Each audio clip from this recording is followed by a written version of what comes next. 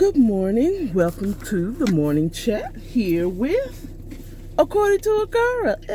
And who's Akara? That's me. So this is all my morning thoughts. As I go to work, I've returned back to doing that because it's just more efficient for me to do it as I'm going to work, as opposed to, and it limits how long I'm just yakking with you. So you get to ride and talk with me, okay, every morning. Hello. Oh, that's just a little speaking in tongues. That wasn't for you. That was for me, between me and my daddy upstairs. Okay.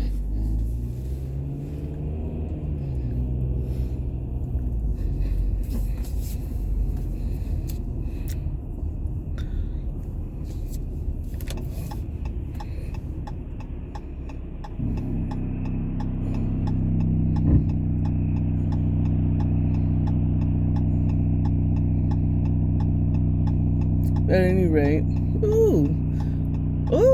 I just realized the bus just passed. I'm sorry, I'm still looking, trying to get, my turn. Let me jump on in here. Let me jump on in the ropes and get to driving. So, this morning, I've had a lot on my mind,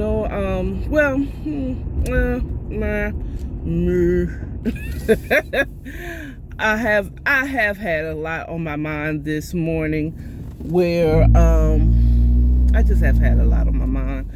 I have a lot of thoughts. Some of them I want to share, others I don't.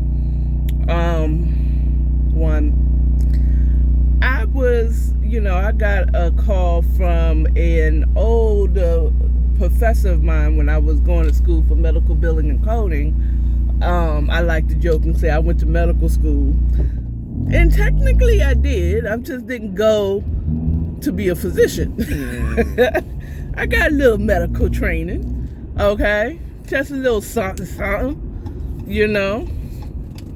I can't prescribe any drugs, but But at any rate, and she works with a company that's been in business for a long time, to help you financially plan, and it's really just an insurance. It's just a life insurance company. And most people who goes with this company, I'm not going to say their name because one, they're not paying me. Two, I'm not gonna go with them. I just, I was just thinking about it. First of all, let's get this much straight. Most insurance companies are, I'm not gonna race to get in here. Most insurance companies are scams. And honestly, I don't want to say scam, but they're scams. Insurance company is the biggest scam since ever. Okay? Because they barely pay anything. At least not like back in the day, your co-payment was probably $10, $15, to go and see a doctor. They paid more. They insured more.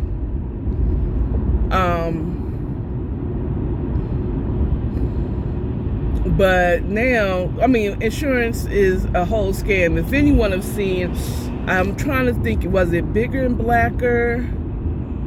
Or it was a Chris Rock stand-up from back in the early millennia. It might even been the late 90s, where he was saying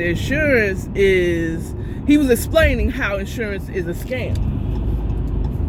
He was saying it is in case ish happens. That's why you get insurance. You get insurance for in case ish. Okay. You get insurance for in case ish happens. Okay? If ish don't happen, shouldn't I get my money back? Do you understand that you pay a premium depending on the type of insurance you're talking about? Health insurance, car insurance, life insurance. You know what I'm saying? For in case ish happens. If ish does not happen, shouldn't we get our money back? Shouldn't we get our money back? Well, this is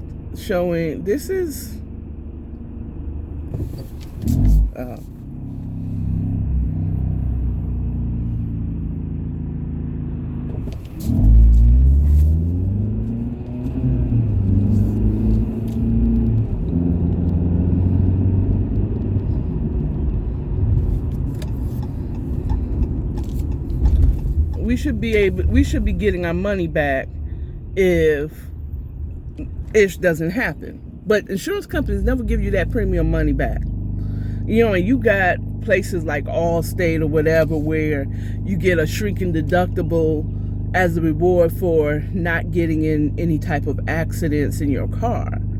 You know, but that is the only insurances I've heard of, like in car, if you drive good and you have a shrinking deductible until it's zero, where if you, like, say you don't get in any accidents for 5 years, they, you know, each year they deduct $100 from, they take away the deductible. That means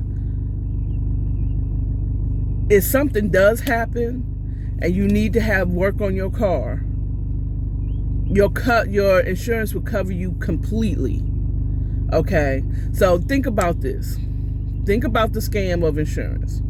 You pay up to, let's say car insurance. You pay about $300 in car insurance every month. Okay, for a deductible of $1,000 comprehensives and so on and so forth. What that means is, if something is to happen, your insurance ain't even going to pay for anything until you pay $1,000. Okay, so you're paying them $300 to be covered, only for you to still have to pay $1,000 deductible if something happens in a car. You know what I'm saying? Like your car, you get in an accident, an accident is what it is. It's an accident. You didn't mean to do it. You get in this accident and you need to get your bumper put back on your car. Okay, right? Then I knew that van was trying to get over the whole time. And if that truck didn't, he would have been still over in that lane until he got an opportunity. But at any rate, you have to pay $1,000 before they will even kick in anything towards fixing your car. So it is probably better, but you can't be getting in accidents all the time, okay? Because then they're going to increase your car insurance, okay? They're not going to cover if your bumper just falls off. They don't cover that. You feel me? They don't cover that. They don't cover that. They only cover if you get in an accident and you need to fix your car. So before they even kick in anything, you would have to pay $1,000 up front to get something. So the only way it's somewhat beneficial is if you need $2,000 worth of work on your car.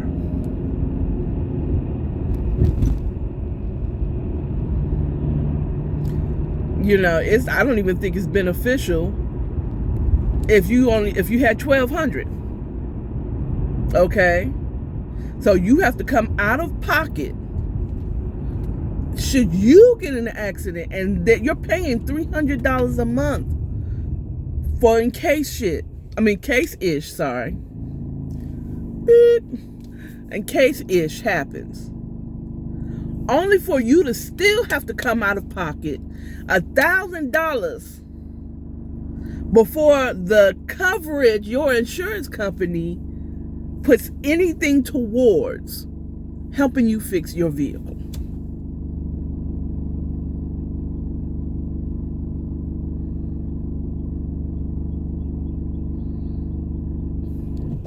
Yeah, exactly. Let's talk health insurance. Same thing there. Okay. You have high deductible insurance so that you pay the smaller premium. You're paying $300 a month. We'll still say that for health insurance, so that you be covered in case ish happen health-wise, right? Your doctor, and I've done this, okay? I had high deductible. I had to pay $2,500 towards my health care before my health insurance paid 80% of a surgery. So that means I still had to pay 20% of a surgery that I had to get. So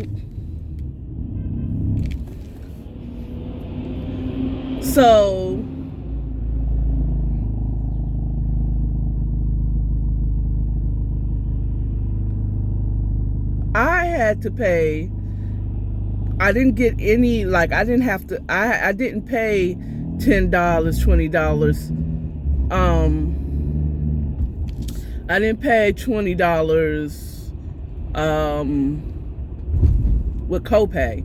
I paid for every doctor's visit $100-something or more up into my surgery before,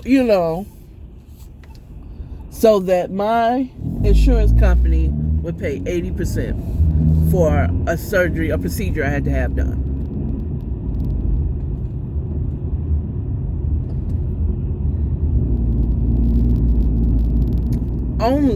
They only paid 80%. They didn't pay for the full thing, so you're still coming out of pocket. So I don't know if this works. This will work, but it seems to me that the best, there's insurances that you have to have. Now, I'm not saying don't have health insurance. That's not what I'm telling you. Okay? Because the benefit of having like health insurance is that, like Chris Rock said, in that very stand-up, is that makes the difference between you dying in the bed. Okay? You can still die in the bed. You can die in your own bed. But as far as a hospital, you either dying in the chair in the waiting room, or you dying in a bed in a hospital. Only for your family to have to pay for your hospital stay, because they didn't have the health insurance on you. You did. Good luck in your family being able to pay for your hospital bill. Okay? But the other benefit is not just that you'll die in a hospital bed, but when you have a high premium and low deductible, you tend to have, it doesn't cost as much to go and see your doctor for regular visits. And thanks to Obamacare, or the Affordable Care Act. Stop calling it by the Obamacare. A lot of people, y'all don't know. Y'all say, I don't want no Obamacare, because you don't like Obama, right? But plenty of y'all have Affordable Care Act. And plenty of all of us benefit from the Affordable Care Act, aka Obamacare, okay? By like now insurance companies has to pay for your, your insurance company has to pay for your not maintenance, but preventative care test.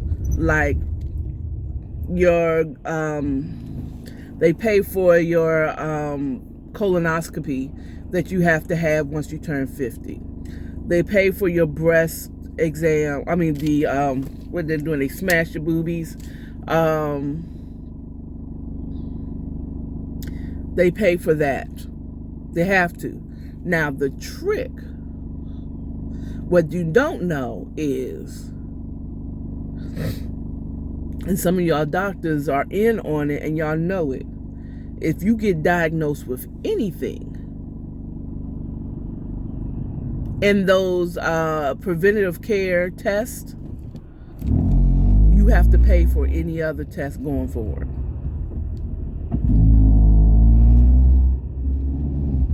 Okay.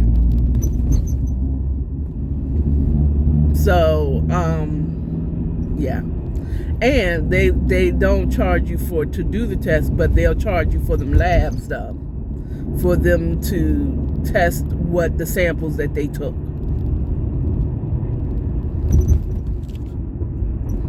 So no, you're not getting the doctor isn't, I mean, the insurance companies pays for the testing, but not the labs. So you still coming out your pocket.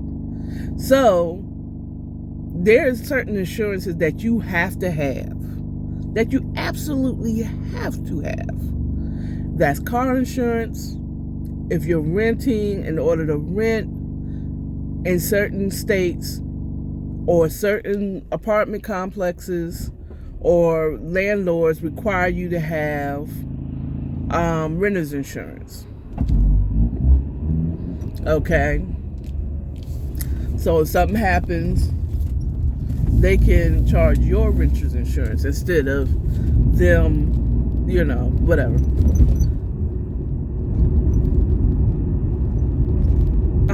Outside of, and health insurance is, I am on the, it's just, I don't know. I think it's good to have. I don't have any reason to say that it isn't. But when it comes to like life insurance, even renters and homeowners insurance, although that's another homeowners insurance you may have to get it in order to have your mortgage. Your mortgage company may require you to have homeowners insurance. So if something happens to your house, you're covered somewhat.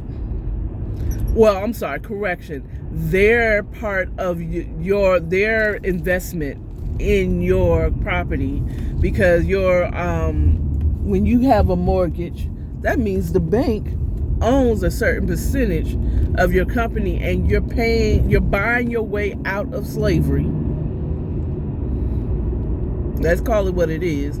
Loans is slavery. Okay? You're buying your way out of slavery every time you make a payment. Okay? The more payment, the more you pay off. You pay the interest. It's a whole thing. We're not talking about that. But there are certain ones that you don't have to get, and you could prepare for. Okay? Like life insurance. And I hate to say, because, my homegirl from school, that professor, she's mad cool. Okay? But I have to see her for what she is at this point, is a salesperson. And she's trying to convince me that I need to have life insurance outside of my job. Who pays for my life insurance? Okay? Because, like, if you leave the job, bang, bang, bang, bang. But kind of like what they did with our pensions, instead of giving us the company saving aside money for when we retire, and they give us this lump sum after putting aside money in our pension. They have put our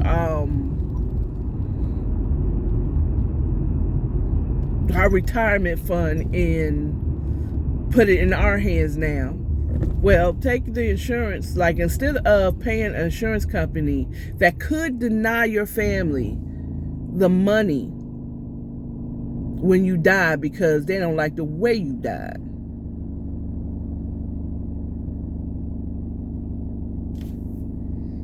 They can deny because they don't like the way they die. You say, I'm sorry, no. Why don't you trust the same money you would pay for life insurance, put it in a savings account? I said, well, the savings accounts don't save money, but the purpose of it is not to have a large interest. The purpose is to save up money so that your family is not doing a freaking GoFundMe account for you. When you die, they can go and cash out that savings account and bury you, cremate you, smoke you, I don't know, whatever they plan on doing with your body, okay? After you're gone. You could just save that money. If you are in a position where you can get life insurance and pay for your own life insurance, the same money you will put aside, you should put aside into a savings account that every month you pay that savings account, boom. You can have it, you can have a direct deposit to go to that savings account every month for this amount of money.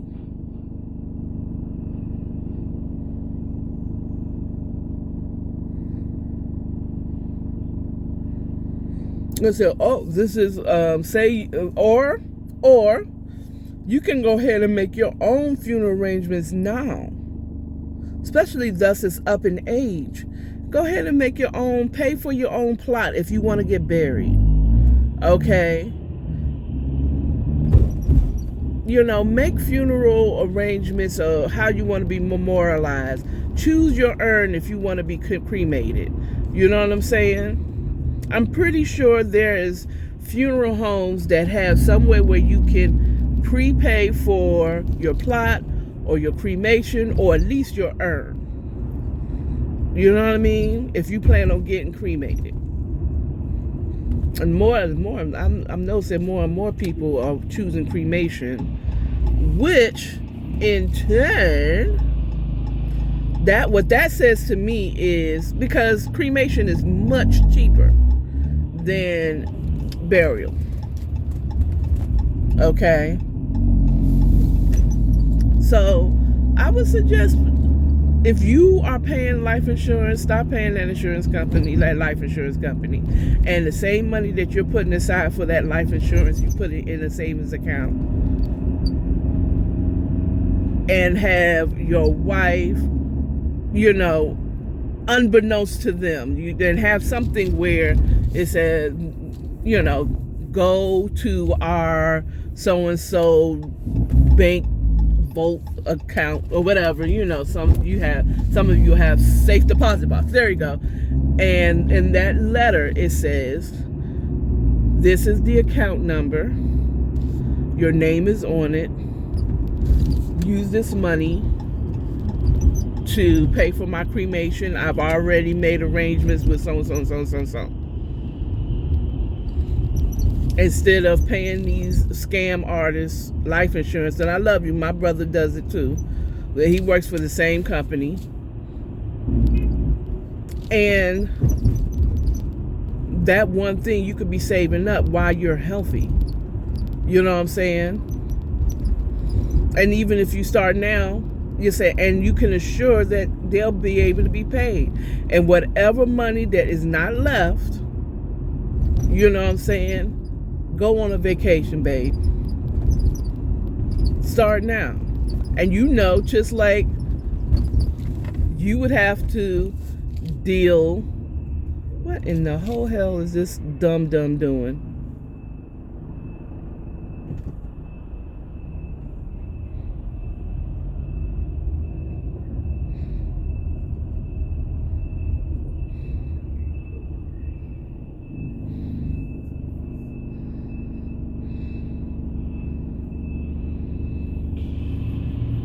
I'm glad I got here. I left out around 7:30 because this part. I'd have been mad if I got here and someone's blocking my entrance into my job.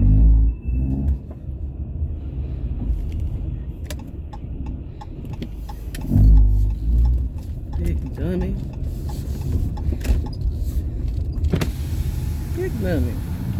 Big dummies. Let me stop.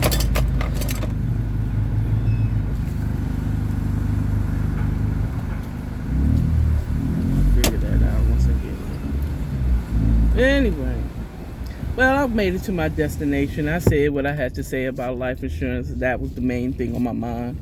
I'll talk to y'all later. Bye-bye.